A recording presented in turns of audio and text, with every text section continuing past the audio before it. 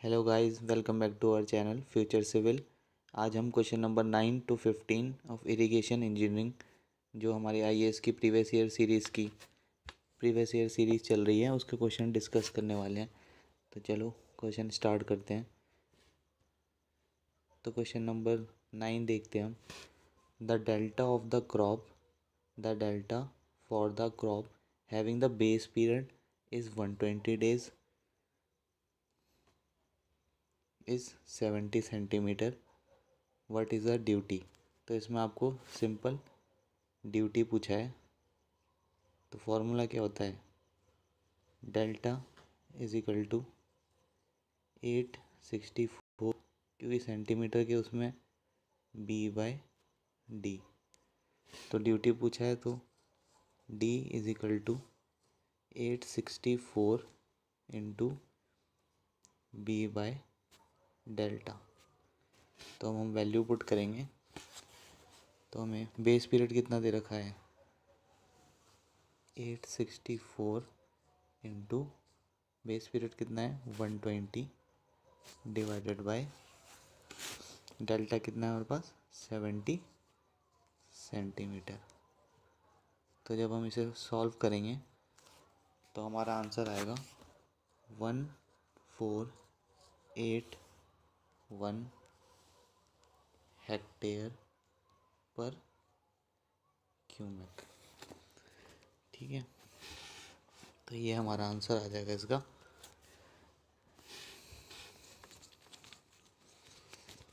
चलिए हम अगला क्वेश्चन डिस्कस करते हैं। आई होप आप सबको ये समझ आया होगा।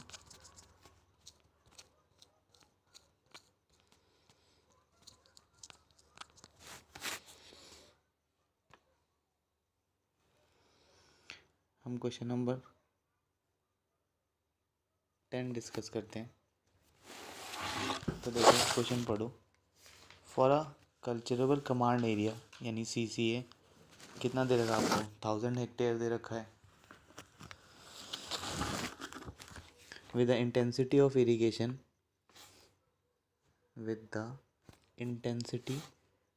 इरिगेशन हमें कितना 50% दे रखा है।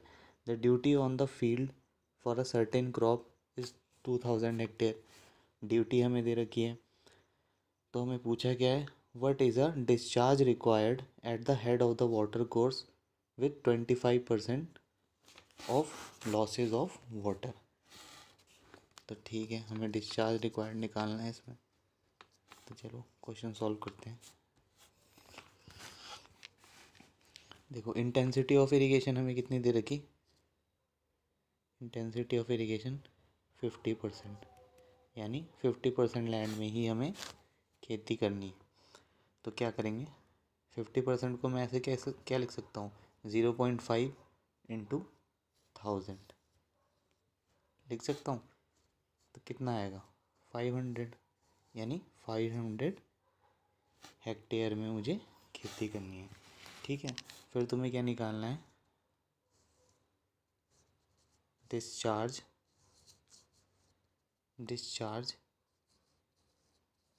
Needed on field. तो डिस्चार्ज नीडेड ऑन फील्ड कैसे करेगी, IOI यानी intensity of irrigation divided by duty हमें कितना देगा 2000 हेक्टेयर। तो हमारा आंसर कितना आएगा 0.25।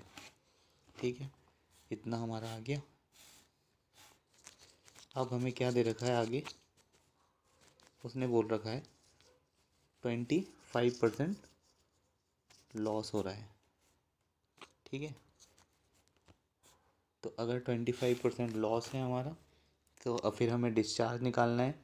क्या बोला है, discharge at the head of the water course. तो डिस्चार्ज निकालने का Q is equal to 0.25 divide by 25% loss हो रहा है, इसलिए 0.75 से डिवाइड करेंगे। तो आंसर कितना हमारा आएगा 1/3। तो देखो ऑप्शन नंबर C में आंसर 1/3 दे रखा है आपको।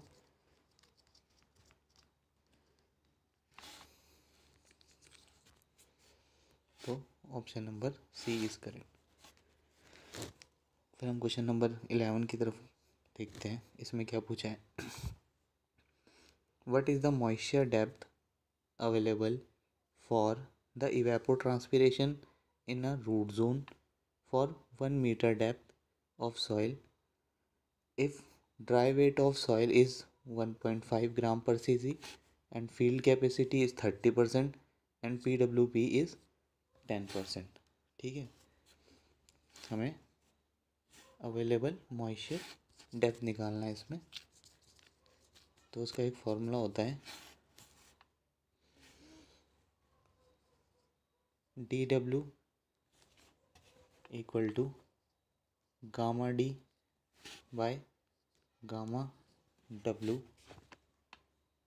Into F C field capacity minus P W P यानी permanent wilting point into D.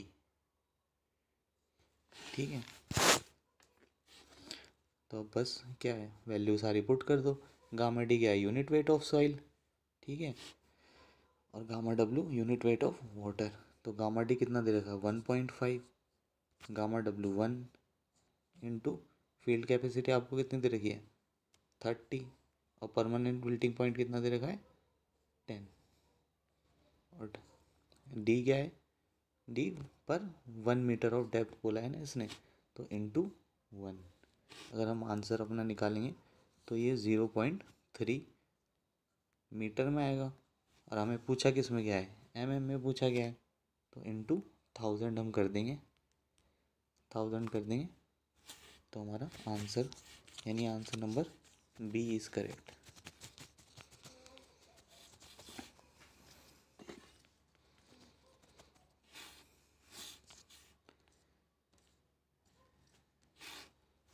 Next question हम करते हैं, क्वेश्चन नंबर 12। इसमें देखो, if the sensitivity of an irrigation module is 0.5। ठीक है, सेंसिटिविटी आपको दे रखी है। Then what percent variation in outlet discharge will be cause by 50% of variation in canal water depth. ठीक है, तो देखो ये कैसे सॉल्व करेंगे हम। सेंसिटिविटी का हमारे पास फॉर्मूला होता है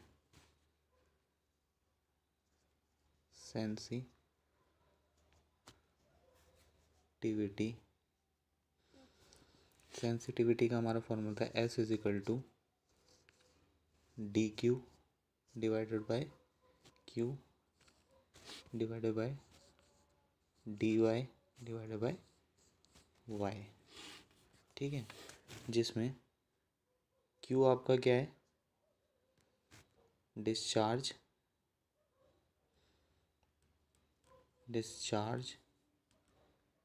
थ्रू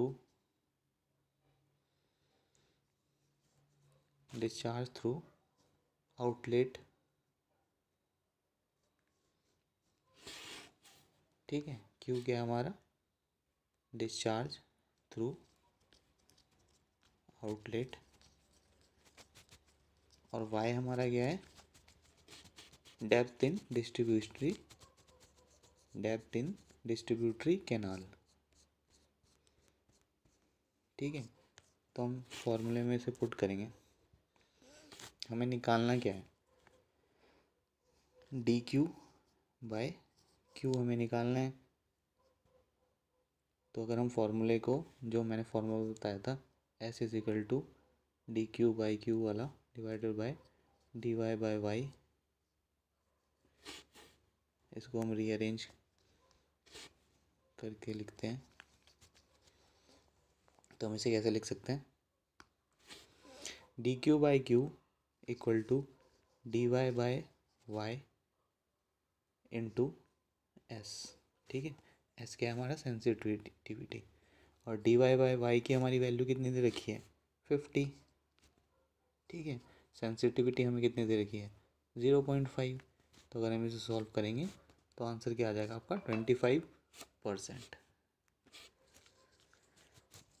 चलो फिर आई होप ये वाला सबको समझ आया होगा क्वेश्चन। नेक्स्ट क्वेश्चन हम सॉल्व करते हैं।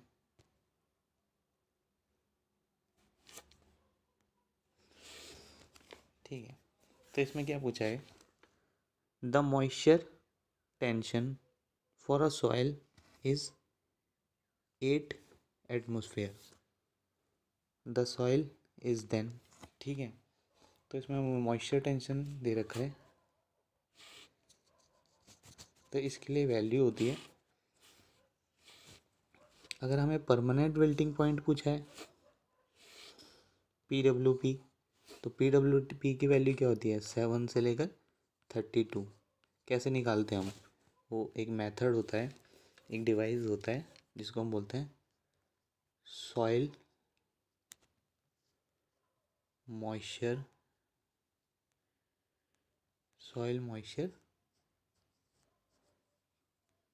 Tensiometer, soil moisture tensiometer. देखो कुछ इस टाइप का डिवाइस होता है वो,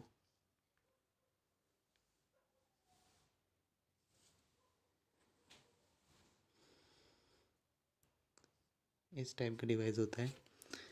यहाँ पर हम भरते हैं इसमें पानी, ठीक है, वाटर भरते हैं, और ये क्या होता है, यहाँ से होता है पोरस इन नेचर। ठीक है, पोरस इन नेचर होता है, तो यहाँ से हमने पानी भरा और इसको ग्राउंड के अंदर डाल दिया। ठीक है, फिर यहाँ पर एक रीडिंग लगी रहती है, यहाँ रीडिंग लगी रहती है, ये क्या आपको देती है, नेगेटिव नेगेटिव नेगेटिव प्रेशर देती है आपको। ठीक है, नेगेटिव में वैल्यू देती है, पर उसे हम क्या मान के चलते हैं, उसे हम पॉजिटिव में मान के चलते हैं। ठीक है, तो देखो अगर PWP पे होगा यानी परमानेंट विल्टिंग पॉइंट पे होगा, तो पानी यहाँ से क्या होगा, ज़्यादा एक्सट्रैक्ट होगा। ठीक है, ज़्यादा एक्सट्रैक्ट होगा, क्योंकि क्या है, सॉइल उस टाइम क्या है, सॉइल में मॉइस्चर नहीं है, इसलिए PWP पे ये ज़्यादा वैल्यू आती है आपकी 7 से लेकर 32। अगर हम फील्ड कैपेसिटी की बात करेंगे, तो फील्ड कैपेसिटी किस टाइम होती है, ठीक है, जब सॉइल में अच्छा खासा मॉइस्चर है। तो अगर अच्छा खासा सॉइल में मॉइस्चर है तो क्या होगा, यहाँ से पानी ये कम जाएगा सॉइल में, तो इसलिए फील्ड कैपेसिटी की वैल्यू कम होती है। ठीक है, इसकी ये रेंज होती है, फील्ड कैपेसिटी की हमारी रेंज होती है 1 से लेकर 0.33 तक। ठीक है,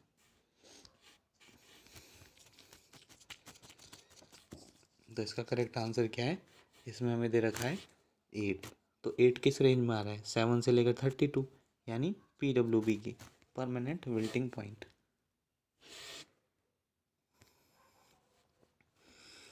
नेक्स्ट हम बात करते हैं question number 14। Consider the following term relating to the irrigation requirement. सबसे पहले आपको तो क्या दे रखा है, कंजम्पटिव इरिगेशन रिक्वायरमेंट यानी CIR, फिर क्या दे रखा, NIR नेट इरिगेशन रिक्वायरमेंट, फिर क्या दे रखा, फील्ड इरिगेशन रिक्वायरमेंट, फिर क्या दे रखा, ग्रॉस इरिगेशन रिक्वायरमेंट।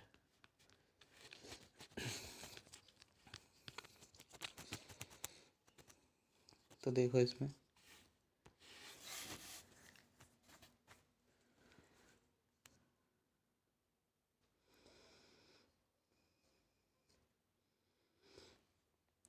CIR क्या होता है आपका, CIR क्या होता है, CU माइनस का P इफेक्टिव रेनफॉल।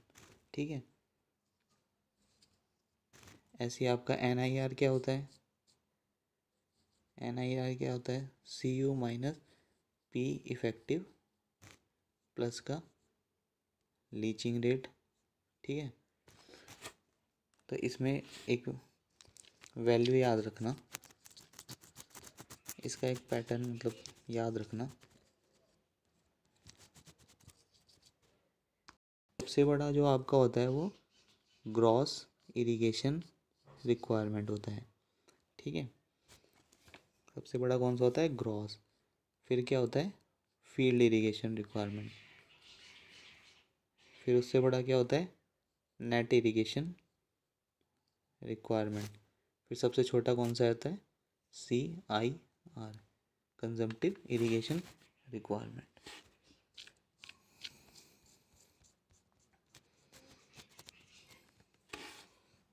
चलो हम नेक्स्ट क्वेश्चन की अब बात करते हैं। Question number 15। तो क्वेश्चन नंबर में आपसे पूछा क्या है? अ ड्रेनेज कोफिशिएंट, मतलब ड्रेनेज कोफिशिएंट। पहले ड्रेनेज का मतलब समझ लो क्या होता है, लिखो, ये लिख लेना, इम्पोर्टेंट है। Rate at which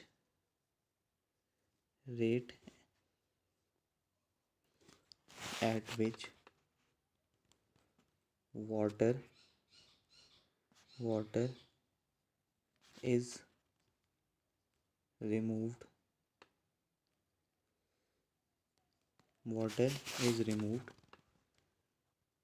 by a drain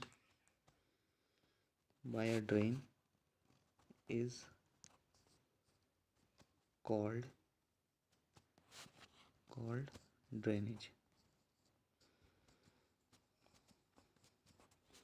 ठीक है, जिस रेट से पानी आपके ड्रेन के थ्रू बाहर जाएगा उसी को हम क्या बोलते हैं?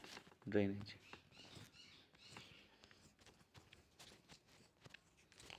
इसको हम ऐसे भी एक्सप्लेन कर सकते हैं कि कितना सेंटीमीटर या मीटर में पानी बाहर जा रहा है विद इन 24 आवर, 24 घंटे के अंदर कितना पानी बाहर जा रहा है, इस ऐसे भी हम इसे बोल सकते हैं। ठीक है, हम क्या बोल सकते हैं? 24 आवर में कितना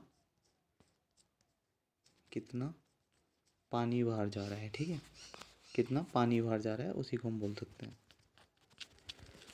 तो देखो इसका है क्या, अब पढ़ो जो तुम्हें बताया।